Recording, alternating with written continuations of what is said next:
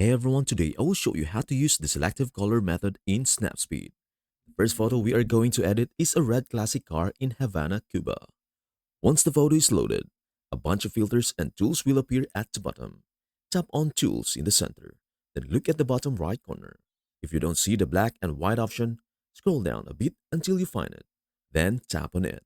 Snapseed will apply a black and white filter to your photo. There are different filter options, including neutral, contrast, bright, dark, film, and darken sky. You can adjust this later, but for now, we are going to select contrast. Then hit the check icon in the bottom right corner. Now we have a black and white picture. But don't worry, we are going to bring back selective color. To do that, go to the tab and tap the edit stack icon.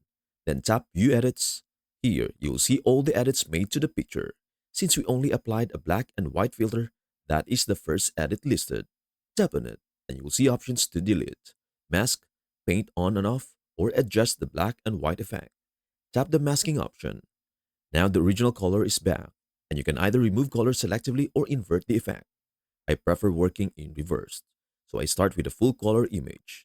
Zoom in using two fingers, then carefully brush over the car, removing color while being precise along the edges.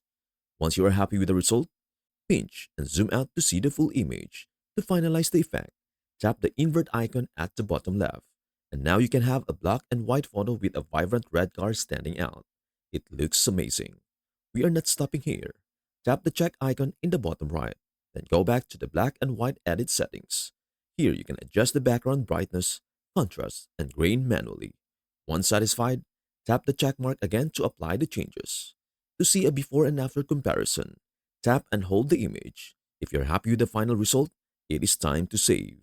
Tap Export in the bottom right, and you will see different saving options. Save with changes you can undo. Save a copy with changes you can undo. Export with permanent changes. I'm choosing to export with permanent changes. Once done, you'll see a confirmation that the image was successfully exported. And that is all there is on how to use the selective color method in Snapseed. Before we end, may I humbly ask you a favor? Please do like, share, and subscribe to our channel. This means the world to us. Thank you so much for watching. We hope to see you in our next video.